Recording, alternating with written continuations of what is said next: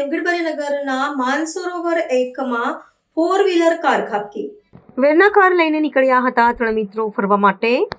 સાવલી ખાતે સાથે ભણતા દેવગઢ બારિયાના 2 તેમજ રાજકોટનો 1 એમ 3 મિત્રો આવ્યા હતા એક દિવસની રજા માણવા। માનસરોવર ખાતે બેટ ઉપર કાર લઈને ગયા હતા 3 મિત્રો। વરના કાર ઉપરથી અચાનક કાબુ ગુમાવતા દિવાલ તોડી કાર માનસરોવરમાં ખાબકી।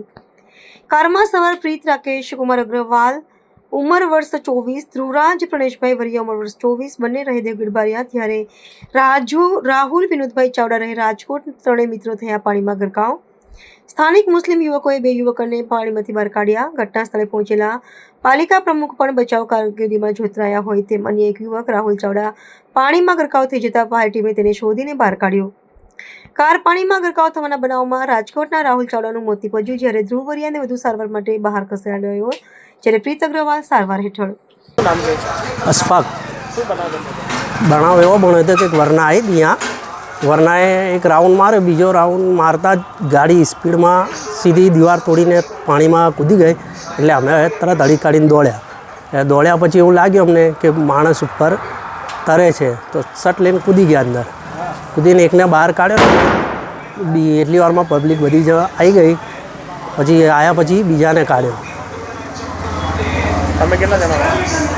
અમે લગભગ ત્યાં 6-7 જણા હતા, પણ એમાંથી કોઈને આવતું નહોતું તરતા, એટલે પછી હું કૂદી પડ્યો અંદર, એકને કાઢ્યો ને પછી એટલી વારમાં બધી પબ્લિક ભેગી થઈ ગઈ, પછી પાછા બીજાને કાઢ્યા, પછી બધી ટીમને એમ્બ્યુલન્સ બધા આવી ગયા પબ્લિક।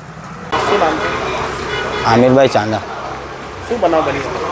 બનાવ એ ગાડી અંદર રાઉન્ડ મારતી હતી, પછી એ ધડાકથી અંદર કૂદી ગઈ કોટ તોડીને। પછી ગાડી અંદર કૂદી ગઈ એટલે એક ઇન્સાન બહાર આવ્યો, એની પછી 2 ઇન્સાન અંદર હતા, એવા અશફાકભાઈ અંદર કૂદી ગયા અને બીજો માણસ આવ્યો એટલે અમે બંને કૂદી ગયા। પછી બંનેને બહાર કાઢ્યા અમને, ને પછી પ્રમુખભાઈ બી આવી ગયા, એમને બી કીધું કે તમે અંદર જાઓ। પછી એની પછી ત્રીજા ઇન્સાનને પછી પેલા નગરપાલિકાવાળા આવી ગયા, ત્રીજા ઇન્સાનને એમને કાઢ્યો, પછી પેલા બીજાને અમે કાઢી લીધેલો। શું બનાવ બન્યો?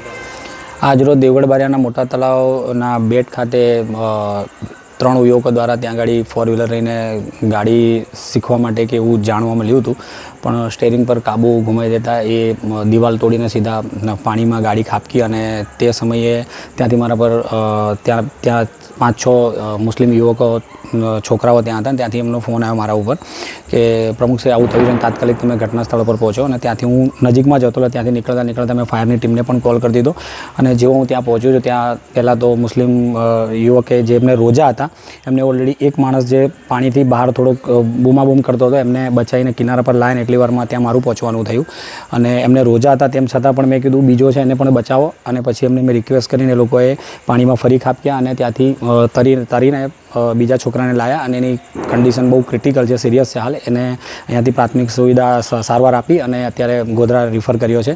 અને ત્રીજો જે યુવક છે એટલી વારમાં તો ફાયરની ટીમ પણ ઘટના સ્થળે પહોંચી ગઈ અને ત્રીજાને શોધવા માટેનો ખૂબ પ્રયત્ન કર્યો, પણ આખરે એને શોધતા થોડીક 2-5 મિનિટ બગડી અને આખરે મળ્યો, પણ ત્યાં સુધી તો એનું મૃત્યુ થઈ ગયું હતું, જે ઘટના ખૂબ દુઃખદ છે।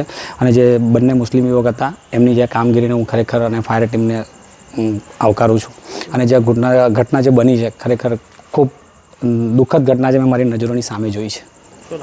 ધર્મેશ કુમાર ભરતભાઈ કલાલ, નગરપાલિકા પ્રમુખ દેવગઢ બારિયા।